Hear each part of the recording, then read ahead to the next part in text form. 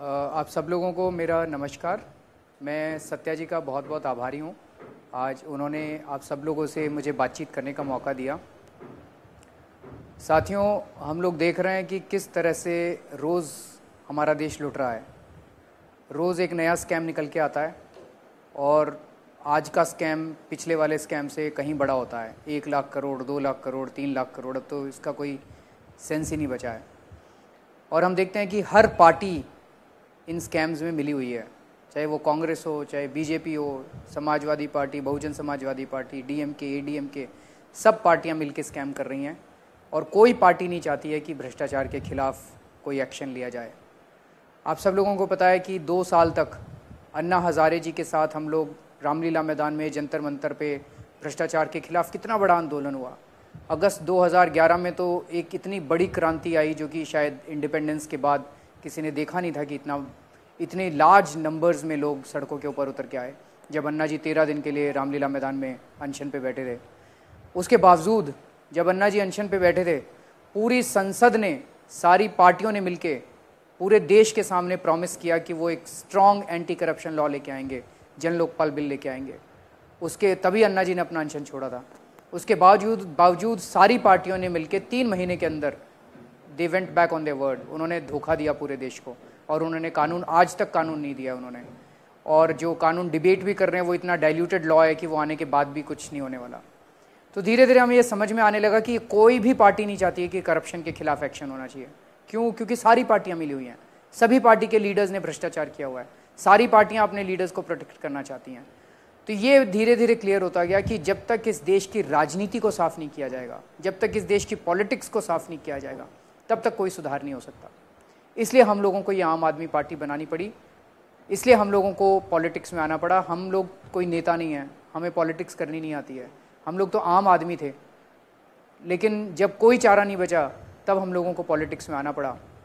और ये बार बार चुनौती देते थे, दिग्विजय सिंह खड़े होकर चुनौती देते थे, सारी पार्टियां खड़ी होकर चुनौती देती थी कि अगर जन लोकपाल बिल चाहिए तो चुनाव लड़के दिखाओ, जन लोकपाल बिल चाहिए तो खुद संसद में आ जाओ, खुद पास कर लो चुनाव। लेकिन हम बार बार कहते थे कि हमें चुनाव नहीं लड़ना, हमें चुनाव नहीं लड़ना, हमने आपको चुन के भेजा है, आप पास कीजिए लॉ। लेकिन ये लोग नहीं माने। अब हमने इनकी चुनौती स्वीकार की है, हम लोग पॉलिटिक्स में आए हैं, हम चुनाव लड़के भी दिखाएंगे और ईमानदारी से इनको चुनाव जीत के भी दिखाएंगे। कई लोग हमसे ये प्रश्न पूछते हैं कि ठीक है, आप जन लोकपाल बिल लेके आएंगे, लेकिन इसके आगे आप क्या करेंगे, आम आदमी पार्टी क्या करेगी, आपका क्या विजन है? बहुत सारी चीज़ें करने की ज़रूरत है देश में, लेकिन जो सबसे इम्पॉर्टेंट स्टेप हम लोग लेना चाहते हैं वो है कंप्लीट पॉलिटिकल डिसेंट्रलाइजेशन। आज सारी की सारी पावर कुछ पॉलिटिशियंस और कुछ ब्यूरोक्रेट्स के हाथ में केंद्रित है। एक आम आदमी 5 साल में एक बार वोट तो डालता है, लेकिन अगले 5 साल तक उन्हीं लोगों के सामने गिड़गिड़ाता रहता है जिसको उसने वोट डाल के चुना था।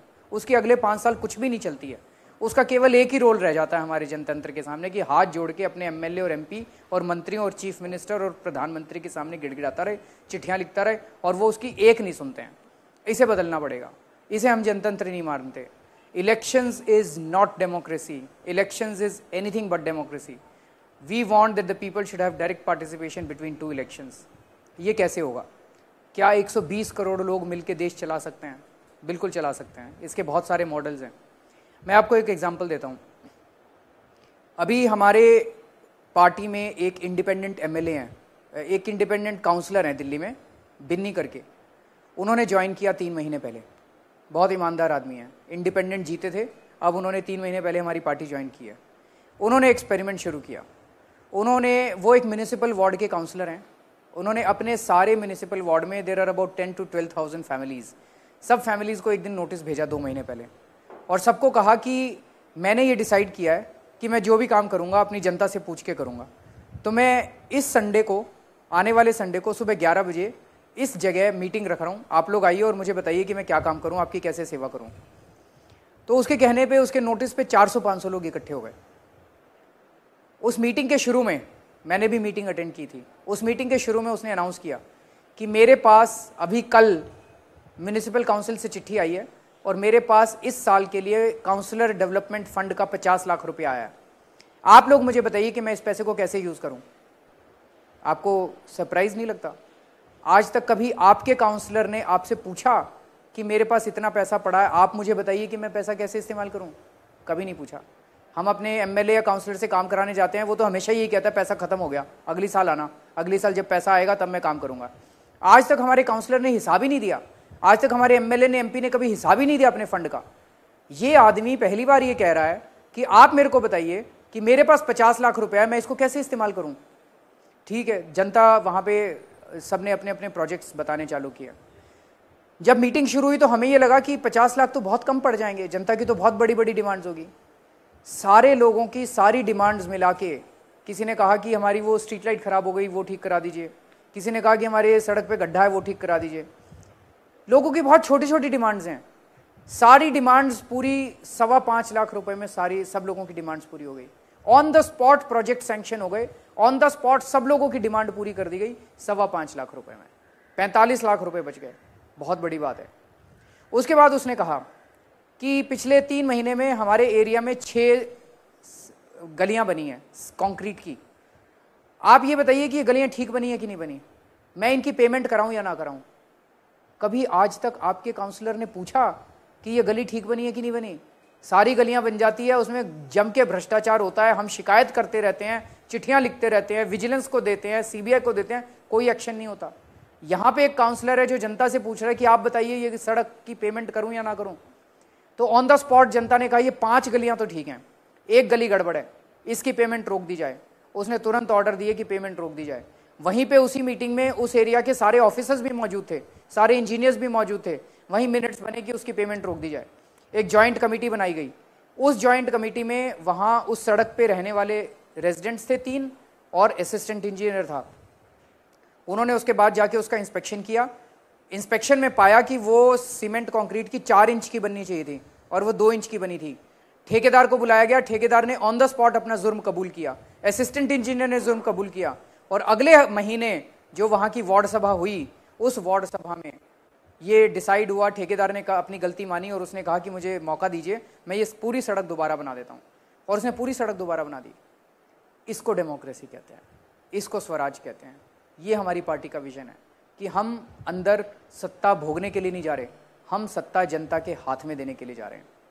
अब आप ये सोचिए, मान लीजिए आम आदमी पार्टी की सरकार बनती है, हम अब ये कानून ही बना दें, मान लो एक कानून बना दिया जाए, उस कानून में लिखा जाए कि किसी भी हर एरिया में वहाँ के वार्ड सभा कह लीजिए या मोहल्ला सभा कह लीजिए, वहाँ के लोगों की हर फर्स्ट संडे को 11 बजे फलानी जगह मीटिंग होगी। मान लीजिए कानून में लिख देता है कि हर एरिया में हर महीने मीटिंग होगी और लोग डिसाइड करेंगे कि वहाँ पे सरकारी पैसे से कौन कौन से प्रोजेक्ट्स किए जाएं। ये लोगों की वोटिंग से डिसाइड होगा। वहाँ पे लोग डिसाइड करेंगे कि जो काम हुआ वो ठेकेदार की पेमेंट की जाए कि नहीं की जाए। आपको क्या लगता है, इससे फायदा होगा कि नहीं होगा? बिल्कुल होगा। उसी तरह से मान लीजिए हम उसमें लिखते हैं कि अगर कोई स्वीपर ठीक से सफाई नहीं करेगा तो मोहल्ला सभा को पावर होगी कि वो स्वीपर को समन कर सके। अगर वो स्वीपर नहीं मानता है तो उसकी तनख्वाह रोक सके। मान लीजिए सरकारी स्कूल के अंदर कोई टीचर ठीक से नहीं पढ़ाता, मोहल्ला सभा के पास पावर होगी उस टीचर को समन करने की, उसकी तनख्वाह रोकने की। या अगर मान लीजिए आपके एरिया में सरकारी स्कूल है, उसमें टीचर्स की कमी है, मोहल्ला सभा को पावर होगी टीचर्स की अपॉइंटमेंट की। मोहल्ला सभा को पावर होगी वहाँ पे अपने एरिया में जो सरकारी अस्पताल है उसमें डॉक्टर्स की अपॉइंटमेंट की। मोहल्ला सभा को पावर होगी वहाँ पे अगर फ्री में मेडिसिन देनी है तो मेडिसिन को ऑर्डर करने की। अगर हम जनता को सीधे पावर दे दें, मोहल्ला सभा को पावर दे दें कि डिसीजंस मोहल्ला सभा लेगी और उसको इंप्लीमेंट लोकल ब्यूरोक्रेसी करेगी, और अगर लोकल ब्यूरोक्रेसी ठीक से इंप्लीमेंट नहीं करती है तो मोहल्ला सभा उन ऑफिसर्स को निकाल सकती है, उनकी तनख्वाह रोक सकती है, उनको पीनलाइज कर सकती है, या अच्छा काम करते हैं तो उनको रिवॉर्ड कर सकती है। मुझे तो लगता है कि चमत्कार हो जाएगा देश के अंदर। कम से कम अपने एरिया की समस्याओं के लिए तो मोहल्ला सभा को पावर दे सकते हैं। मेरा एरिया, मेरी कॉलोनी, मेरा गाँव, इसके बारे में जितने डिसीशंस हैं ये सारे डिसीजंस लेने का अधिकार मोहल्ला सभा को होना चाहिए। लेकिन मान लीजिए स्टेट हाईवे बनना है, मान लीजिए स्टेट यूनिवर्सिटी बननी है, मान लीजिए कोई बड़ा कॉलेज बनना है, ये सारे डिसीजन स्टेट गवर्नमेंट को लेने पड़ेंगे। ट्रांसपोर्ट पॉलिसी ये स्टेट गवर्नमेंट को करने पड़ेंगे। सो उस एरिया की लोकल प्रॉब्लम्स, आम जनता 80 से 90% अपनी दिन ब दिन की प्रॉब्लम से दुखी है। बिजली, पानी, सड़क, गली, राशन, ये सारी पावर तो हम लोकल लोगों को दे ही सकते हैं, वो डिसीजन ले सकते हैं। इससे भ्रष्टाचार बहुत कम होगा और लोकल लोग डायरेक्टली उसमें पार्टिसिपेट करना पड़ेंगे, चाहे कर सकते हैं। दूसरी चीज़, हमें अपनी एजुकेशन और हेल्थ के ऊपर ध्यान देना पड़ेगा। अगर हमने अपने पूरे, आज हमारे देश में इतने लोग अनपढ़ हैं, आज हमारे देश में इतने लोग अस्वस्थ हैं, लेकिन एजुकेशन इतनी महंगी हुई कि गरीब आदमी पढ़ा नहीं पाता अपने बच्चों को, प्राइवेट स्कूल में भेजने की उसकी औकात नहीं है। प्राइवेट स्कूलों की फीस इतनी ज़्यादा बढ़ रही है कि एक आम आदमी उन फीस को बर्दाश्त नहीं कर पाता। तो हम अपने सरकारी स्कूलों, दिल्ली के अंदर 1800 सरकारी स्कूल हैं प्राइमरी और 1200 सेकेंडरी स्कूल हैं, 3000 स्कूल हैं जिसके अंदर 15 लाख बच्चे पढ़ते हैं दिल्ली में। इन 15 लाख बच्चों की ज़िंदगी बिल्कुल बेकार है, क्योंकि इनकी यहाँ पे सरकारी स्कूलों के अंदर बिल्कुल पढ़ाई नहीं है। हम इनकी स्कूलों की स्थिति क्यों नहीं सुधार सकते? इनके अंदर इंफ्रास्ट्रक्चर क्यों नहीं सुधार सकते? इनकी क्वालिटी क्यों नहीं सुधार सकते? हम ऐसा क्यों नहीं कर सकते कि सरकारी स्कूल की जो क्वालिटी है वो एक प्राइवेट स्कूल के बराबर होनी चाहिए या उससे भी ज़्यादा अच्छी होनी चाहिए? प्राइवेट स्कूल डीपीएस से भी अच्छी होनी चाहिए हमारे सरकारी स्कूल की पढ़ाई, चाहे जितना पैसा खर्च करना पड़े। अगर हमारी पॉलिटिकल विल है कि हम अपनी पूरी कौम तैयार करना चाहते हैं, हम अपने बच्चों को अच्छा बनाना चाहते हैं, चाहे गरीब हो चाहे अमीर हो, तो हम कर सकते हैं। तो हमारी सबसे पहली प्रायोरिटी आम आदमी पार्टी की होगी कि स्कूल और स्वास्थ्य, सरकारी अस्पतालों को भी इतना अच्छा बनाइए कि जितना प्राइवेट अस्पतालों में अच्छा इलाज होता है वैसे ही सरकारी अस्पतालों में अच्छा इलाज होगा। अगर हमने अच्छी शिक्षा दे दी अपने बच्चों को और अगर हमने अपने सारे लोगों का स्वास्थ्य अच्छा कर दिया तो एक पूरी कौम तैयार होगी। सरकार का काम केवल फ्लाईओवर बनाना ही नहीं है, 10 फ्लाईओवर कम बन जाएं उससे खास प्रॉब्लम नहीं होगी, लेकिन अगर हमारी पूरी कौम तैयार हो गई तो बड़े होकर ये 2000 फ्लाईओवर भी बना लेगी, 10,000 फ्लाईओवर भी बना लेगी। तो हमारा मकसद है हमारी आम आदमी पार्टी का कि हम ह्यूमन डेवलपमेंट करना चाहते हैं, हम जनता को तैयार करना चाहते हैं, पूरी कौम तैयार करना चाहते हैं। एक बहुत बड़ा मुद्दा उठ रहा है अनएम्प्लॉयमेंट का। हमारे युवा शिक्षा लेते हैं और उसके बाद उनको रोजगार नहीं मिलता है। आज हमारी पूरी की पूरी शिक्षा प्रणाली ऐसी है कि वो उसके बाद नौकरी ढूंढते हैं। हम बेसिकली नौकरियां लेने के लिए अपने युवाओं को तैयार कर रहे हैं, जबकि भारत जो है वो एंटरप्रेन्योर्स का देश है। हमारे देश में हर आदमी एक एंटरप्रेन्योर है, एक रिक्शा वाला भी एंटरप्रेन्योर है, किसान भी एंटरप्रेन्योर है, हर छोटा आदमी बड़ा आदमी एंटरप्रेन्योर है। जितनी एंटरप्राइजिंग स्पिरिट हमारे देश के अंदर है कहीं दुनिया में आपको नहीं मिलेगी। हमें अपने युवाओं के लिए अपॉर्चुनिटीज, अवसर क्रिएट करने पड़ेंगे कि वो अपने धंधे शुरू कर सकें। आज हमारे कॉलेजेस, कोई बीकॉम की डिग्री देता है, कोई बीए की, कोई बीएससी की, कोई इवन इंजीनियर्स भी सारे बड़े होकर नौकरियां ढूंढते हैं। हम क्यों नहीं इंक्यूबेशन सेंटर्स शुरू कर सकते? फॉरेन यूनिवर्सिटीज़ के अंदर इंक्यूबेशन सेंटर्स होते हैं। 3 साल के लिए बच्चा पढ़ने के बाद तुरंत वहाँ पे इंक्यूबेशन सेंटर में वहीं से छोटा सा लोन ले और वहीं पे अपना let them think about, let them have various ideas. उनके आइडियाज़ तो होते हैं युवाओं के, लेकिन उनके पास माहौल नहीं होता, उनके पास अपॉर्चुनिटीज़ नहीं होती। कॉलेज में इंक्यूबेशन सेंटर्स हो, कॉलेज उनको वो दे और हम युवाओं को अच्छा चीप लोन प्रोवाइड करें जिससे वो अपना खुद का रोजगार शुरू कर सकें। कई लोग हमारे ऊपर इल्ज़ाम लगा रहे हैं, लोग कहते हैं कि हम लेफ्टिस्ट हैं। पिछले साल तक जब अन्ना का आंदोलन चल रहा था लोग कहते थे हम कैपिटलिस्ट हैं। हम ये कहना चाहते हैं कि हमें ना तो ये पता कि लेफ्टिज्म क्या होता है और ना हमें ये पता कि हम कैपिटलिज्म क्या होता है। We are not wedded to any ideology. हम बेसिकली आम आदमी हैं, हमारी समस्याएं हैं और हम समाधान चाहते हैं अपनी समस्याओं का। अब अगर किसी समस्या का समाधान हमें लेफ्ट में मिलता है, we will very happily accept it, और अगर हमें किसी समस्या का समाधान कैपिटलिज्म में मिलता है, we will very happily accept it. हमें किसी आइडियोलॉजी से कोई मतलब नहीं है, हमें अपनी समस्याओं का समाधान चाहिए, चाहे वो लेफ्ट में मिले चाहे वो राइट में मिले। तो ये सारे लेबल्स जो हमारे ऊपर लगाए जाते हैं ये सब बेबुनियाद हैं, इनका कोई मतलब नहीं है। हम राजनीति करने नहीं आए हैं, राजनीति बदलने के लिए आए हैं और उसकी कुछ हद तक तो शुरुआत हुई है। हमने ये अनाउंस किया आज हमारी संसद के अंदर 162 ऐसे लोग हैं, ऐसे सांसद हैं लोकसभा में जिनके ऊपर संगीन अपराध के केस चल रहे हैं। They are facing serious criminal charges. अगर ऐसे लोग, उनके ऊपर रेप के चार्जेस, उनके ऊपर मर्डर के चार्जेस, उनके ऊपर किडनैपिंग के चार्जेस, उनके ऊपर एक्सटॉर्शन के चार्जेस हैं, ऐसे लोग अगर संसद में बैठेंगे तो क्या आपको लगता है कि हमारे देश में कभी भी क्रिमिनल जस्टिस सिस्टम इंप्रूव कर सकता है? क्या आपको लगता है कि हमारे देश में कभी भी औरतें सेफ हो सकती हैं अगर रेपिस्ट्स जाके संसद के अंदर बैठेंगे? क्या आपको लगता है कि मर्डर के खिलाफ कभी भी स्ट्रॉन्ग एक्शन हो सकता है? बिल्कुल नहीं हो सकता। इसीलिए आम आदमी पार्टी ने पहली बार डिसाइड किया है कि हम किसी भी ऐसे आदमी को टिकट नहीं देंगे जिसके ऊपर क्रिमिनल चार्जेस हों। चार्जेस तो छोड़िए, फॉर्मल चार्जेस तो छोड़िए, अगर उसकी एरिया में इमेज भी खराब है तब भी हम उसको टिकट नहीं देंगे।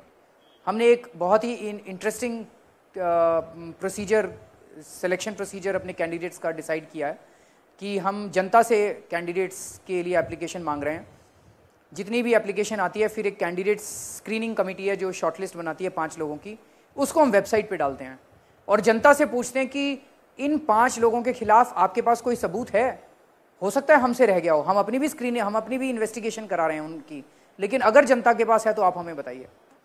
हम एक भी आदमी को, ऐसे आदमी को टिकट नहीं देंगे जिसके खिलाफ कोई भी सबूत होगा। दूसरी चीज़, आज हम देखते हैं पार्टियों में एक ही परिवार से सबको टिकट मिल रहा है, बहू को भी मिल रहा है, मुलायम सिंह भी को भी टिकट मिलता है, अखिलेश यादव को भी टिकट मिलता है, डिम्पल यादव को भी टिकट मिलता है, सोनिया गांधी को भी टिकट मिलता है, राहुल गांधी को भी टिकट मिलता है, शीला दीक्षित को भी टिकट मिलता है और संदीप दीक्षित को भी टिकट मिलता है। एक ही परिवार से सबको, हमने अपने संविधान में डाल दिया, अपने कॉन्स्टिट्यूशन में पार्टी के, कि एक परिवार से 2 लोगों को टिकट नहीं मिलेगा। ये वंशवाद हमें खत्म करना पड़ेगा। एक जो बहुत, जब चुनाव होते हैं तो लोगों को, कैंडिडेट्स को टिकट खरीदनी पड़ती है, 2 करोड़ वो पार्टी फंड में जमा कराता है तब उसको टिकट मिलती है, चाहे कोई भी पार्टी हो, और 3-4 करोड़ रुपए वो चुनाव में खर्च करता है। तो एक आदमी जो 6 करोड़ रुपए खर्च करके आएगा तो वो 20 करोड़ तो कमाएगा अगले 5 साल में। हमारी पार्टी ने तय किया है कि किसी भी कैंडिडेट को एक भी पैसा खर्च करने की जरूरत नहीं पड़ेगी और कंप्लीट फाइनेंशियल ट्रांसपेरेंसी होगी। एक एक पैसे का हिसाब हम लोग अपनी वेबसाइट पे डालते हैं। जितने डोनर्स हैं, हमें कोई 1 रुपया भी देता है तो उसको भी हम वेबसाइट के ऊपर डालते हैं। आप हमारी वेबसाइट पे जाके देख लीजिए, एक एक पैसे का आपको वहाँ पे हिसाब मिलेगा। पिछले 5 सालों में बताते हैं कांग्रेस को 2000 करोड़ से ज़्यादा का चंदा मिला है, लेकिन वो अपने लिस्ट ऑफ डोनर्स नहीं बता रहे। बीजेपी को 800 करोड़ रुपए से ज़्यादा का चंदा मिला है, वो भी अपने लिस्ट ऑफ डोनर्स नहीं बता रही। और ये शक किया जा रहा है कि जो कोल कंपनीज हैं, जिनको कोल माइंस मिले हैं, कोल स्कैम हुआ है, उन कोल कंपनीज ने बीजेपी और कांग्रेस दोनों को चंदा दिया है। अगर वो अपने लिस्ट ऑफ डोनर्स बताएंगे तो पता चल जाएगा कि दोनों पार्टियों को किस किसने चंदा दिया है।